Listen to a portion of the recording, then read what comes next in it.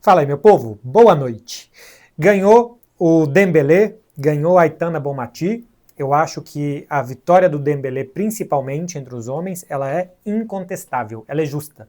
Outra coisa é que por preferências pessoais, a gente possa preferir o Lamine, a gente possa preferir o Rafinha, o Vitinho acho mais complicado de ganhar a bola de ouro, ficou em terceiro lugar. Acho que o Vitinha tinha realmente que ficar numa boa posição por todo o conjunto da obra.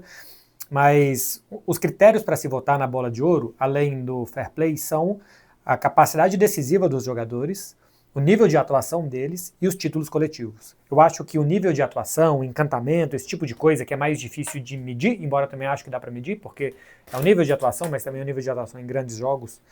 Isso para mim o Lamine é quem teve mais. Assim, o encantamento. Se tivesse um prêmio, para quem você liga a televisão? Para mim seria o Lamine. Eu ligo a televisão para ver se o Lamine estiver jogando. Qualquer jogo eu quero ver, porque ele é muito bom. Os números do Rafinha são os melhores, então decisivo e tal, ele foi muito. O Rafinha, em jogos decisivos de Liga dos Campeões, a partir das oitavas de final, oitavas, quartas e semifinais, ele participou de 9 gols. Ele foi quem mais fez gols e quem mais deu assistências no principal torneio, que o Dembélé também estava, só que o Dembélé terminou com o título, o Rafinha e o Lamine não. Então eu acho que é justo que o Dembélé vença.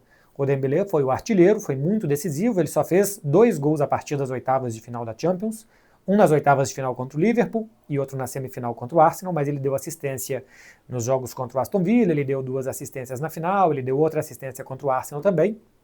Ele foi decisivo sempre também.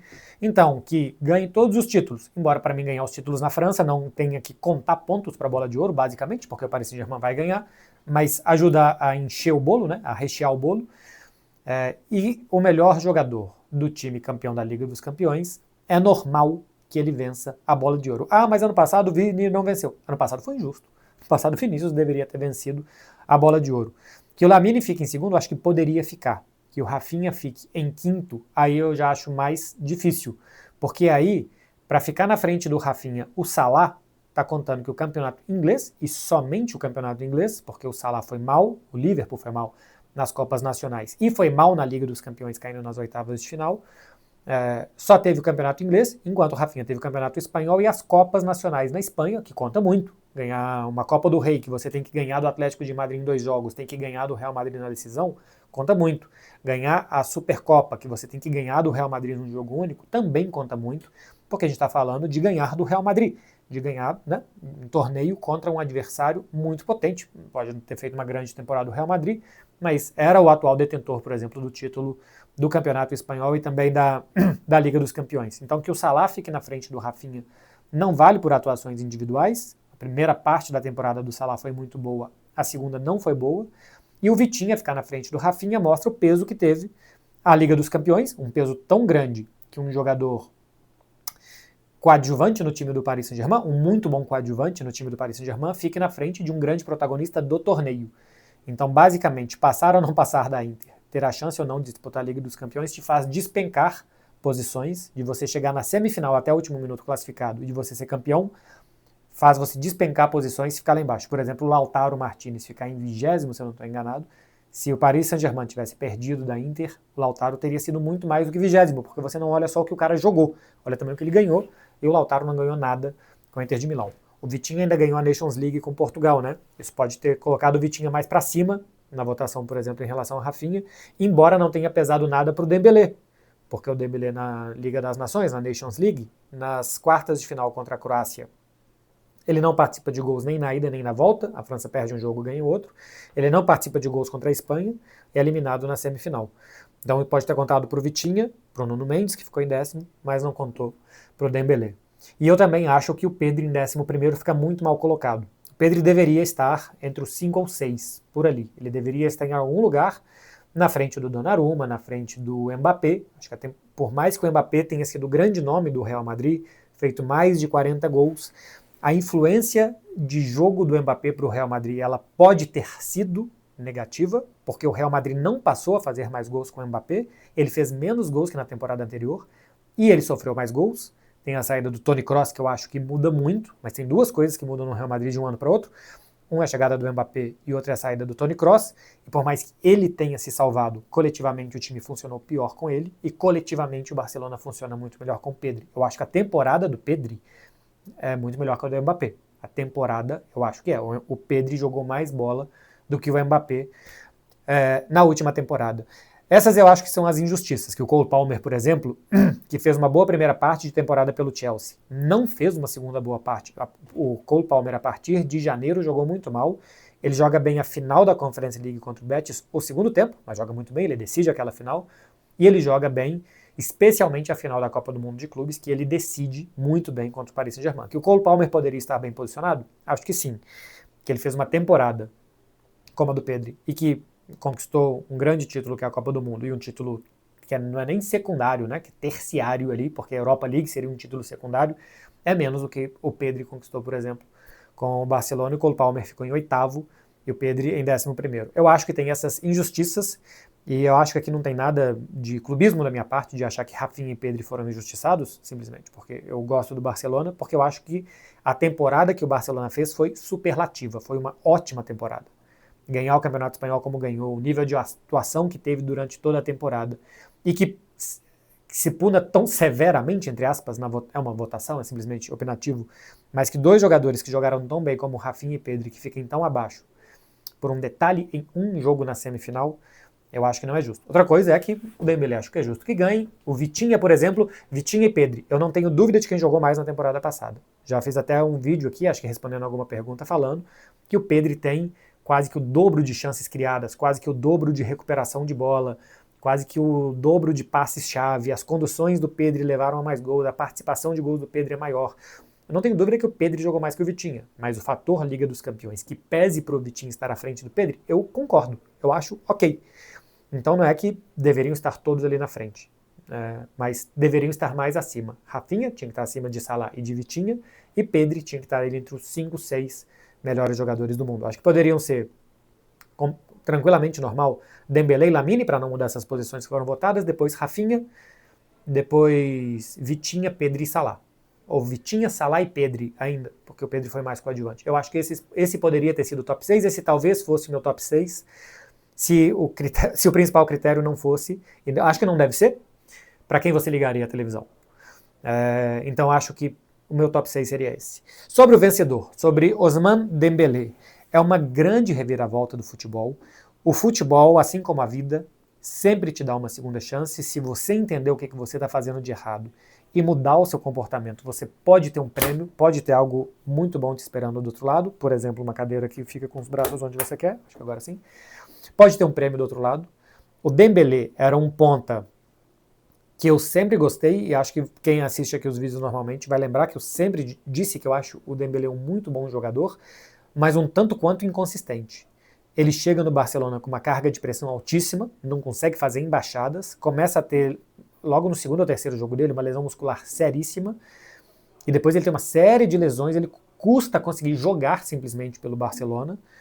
Viveu muitos maus momentos no Barcelona e alguns bons momentos, não teve uma série de bons momentos, por exemplo, no Barça. E o que muita gente diz que, especialmente o início dele, ele ficava tão nervoso que ele contraía demais a musculatura e acabava ficando propenso a, quando precisava soltar a musculatura num jogo, ter lesão muscular, de nervoso de jogar no Barcelona. Chegou para substituir o Neymar, chegou custando 150 milhões de euros, e dá uma reviravolta muito grande quando ele vai para o Paris Saint-Germain, faz uma primeira temporada ok, e na segunda temporada, com a saída do Mbappé, ele assume um protagonismo não imediato. Não é que ele estava só esperando uma chance de ser protagonista. Ele vai assumir um protagonismo depois é que ele é castigado pelo Luis Henrique, que ele vai para o banco de reservas, que ele fica de fora de jogo contra o Arsenal, jogo importante da Liga dos Campeões. Ele depois entende a função que o técnico quer que ele faça, ele compra a ideia, e ele passa a jogar demais, porque é um jogador ambidestro, pode sair para os dois lados, ele é completamente difícil de decifrar, você nunca sabe para que pé que ele vai levar, se ele vai levar para o fundo e vai cruzar, se ele vai levar para dentro e vai chutar, porque ele pode fazer isso com igual capacidade com os dois pés, é um jogador muito diferente, com uma velocidade absurda, e que ainda aprendeu com o Luis Henrique a ser inteligente taticamente, funcionar como falso 9, como um armador, dar passes, não só cruzamentos ou chegadas para tentar fuzilar o goleiro adversário. A evolução dele com o Luis Henrique é muito grande, passa por comprar ideia. No futebol é muito difícil, é muito importante, acreditar. Uma coisa é que você acredite em algo que não vai funcionar, aí é um problema porque não vai dar certo. Mas acreditar na ideia do técnico, acreditar que o que você está fazendo vai ter recompensa, ter essa confiança, essa fé cega que eu falo com vocês aqui muitas vezes, de acreditar, é muito importante. E acho que o principal mérito de todo o Paris Saint-Germain, e que vai desaguar no Mbappé Bola de Ouro, é que os caras acreditaram no Luiz Henrique, eles compraram a ideia do Luiz Henrique. Eles se jogaram do terceiro andar sabendo que eles não iam se machucar, porque lá embaixo tinha alguma coisa muito boa, e tinha. Então, quando a gente vê a evolução do Vitinha, do Nuno Mendes, do Hakimi, que é um ótimo lateral direito, mas o Hakimi fez gol de centroavante contra o Arsenal na Liga dos Campeões e fez muitos gols assim na Liga dos Campeões, aparecendo para finalizar. Fabian Ruiz ficou muito abaixo do que poderia ter ficado também, porque é o que menos se fala, né? Ele e o João Neves, que ficou em 19º, que eu também acho que poderia ter ficado mais à frente. O meio-campo do Paris Saint-Germain é muito inteligente. Todo mundo foi melhorado com o Luiz Henrique, Nuno Mendes, Hakimi, Marquinhos voltou a jogar muito bem. Os meio-campistas, outros anos, quando você via Fabian Ruiz e Vitinha no meio-campo do Paris Saint-Germain, pareciam jogadores burocráticos e insuficientes. Não são, são muito bons. Melhora do Dembélé, que Kvaratskhelia chegou mostrando o melhor nível que ele tinha mostrado naquele Napoli campeão anos atrás, e ainda o desenvolvimento de Désiré Doué, de Barcola, de jovens que apareceram muito bem. O Dembélé é a personificação, eu acho, de alguém que não dava certo, que só fazia uma coisa e que essa coisa que fazia era inconstante, para virar um jogador constante, que faz várias coisas, que entende muito melhor o jogo, que entende muito bem o jogo sem bola, a capacidade dele de pressionar é muito boa, e tudo isso por conta do técnico que conseguiu colocar isso na cabeça dos jogadores. Aí depois tem um mérito muito grande dos jogadores de conseguir executar, porque uma coisa é o Luiz Henrique colocar isso na cabeça de jogadores que não têm condição. O Luiz Henrique percebeu habilidades nos seus jogadores, capacidade nos seus jogadores, que eles conseguiriam executar, e eles executaram. Então, é incrível, né? Que o Dembélé ganhe a bola de ouro antes do Mbappé, e como que a sucessão de eventos, né? O Mbappé perseguia e tal, ele sai do Paris Saint-Germain, e quem assume o papel dele ganha antes dele. E numa disputa que nunca houve de carreira entre Dembélé e Neymar, porque todo mundo tem muito óbvio que o Neymar é muito melhor, mas o Neymar sai do Barcelona, chega o Dembélé como substituto, todo mundo pensa, pô, olha como caiu o nível do Barcelona, que saiu o Neymar para chegar o Mbappé. E esse cara, muito tempo depois, é verdade, 8 anos depois, é o melhor do mundo. As críticas quando troca Neymar por Dembélé, eu acho que são justas, porque o Dembélé não era em 2017 o jogador que ele é em 2025. Ele melhorou, ele evoluiu. Acho que o Dembélé não era esse jogador nem em 2024.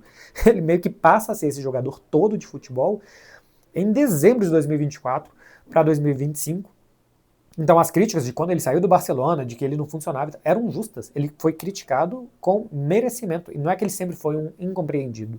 Ele era um jogador com muita capacidade e muito pouco consistente. Ele melhorou a sua capacidade e melhorou muito mais a sua consistência. Então é justo o Dembélé, eu acho que não se pode dizer nada que o melhor jogador do melhor time ganhe o prêmio de melhor do mundo.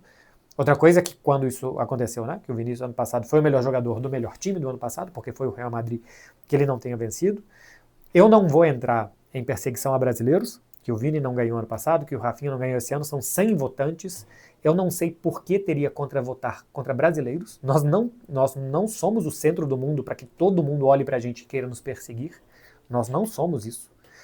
Baixa daí, brasileiro. Desce daí, brasileiro que está pensando isso, porque você vai se machucar. Não tem nada que eu tenha percebido para se ter um tipo de perseguição contra brasileiros, né? Outra coisa é que sim, que o Vinícius sofre insultos e eu acho que a imagem dele é prejudicada por esses insultos. Acho que tem gente que não gosta do Vinícius por ele ser um preto que responde a provocações muitas vezes, que não se cala. Eu acho que isso sim acontece, que pode ter acontecido em algum momento.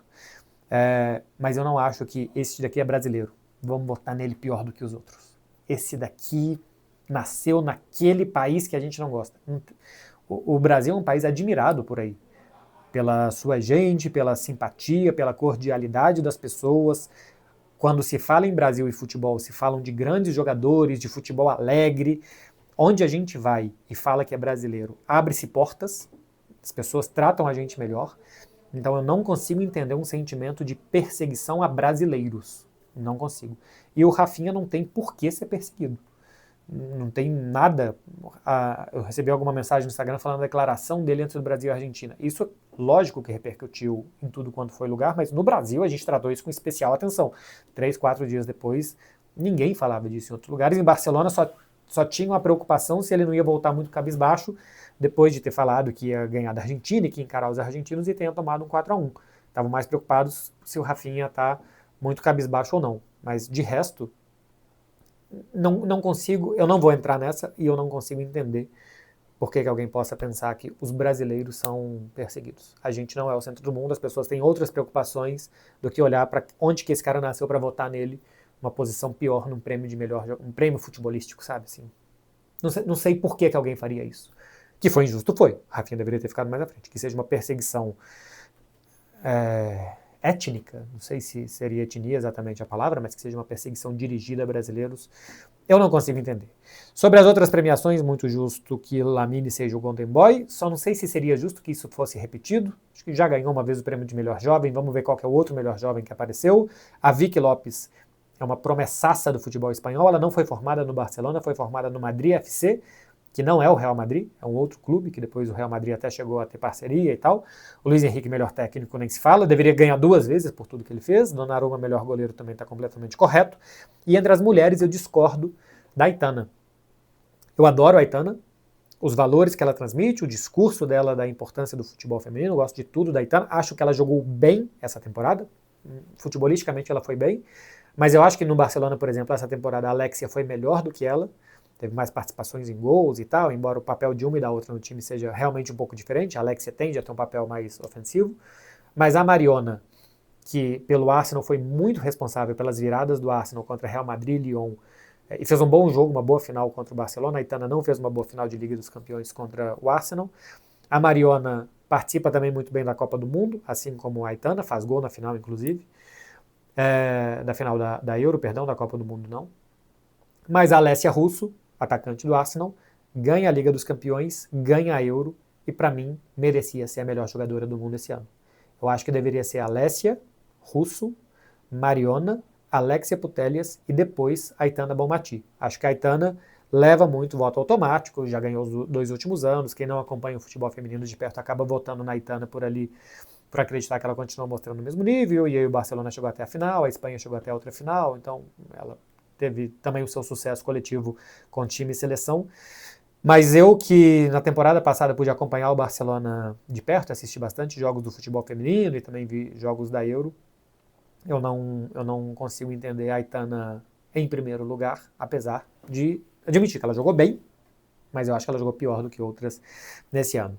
É isso, meu povo, do que eu vejo da bola de ouro masculina e feminina, as justiças e injustiças e o que eu analiso dessa premiação individual que a gente teve. Muito obrigado para todo mundo que acompanhou com a gente na TNT Esportes.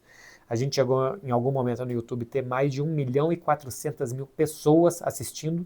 Muito obrigado a todos vocês que acompanharam. Muito obrigado, hein, gente. Valeu. Até o próximo vídeo. Tchau, tchau.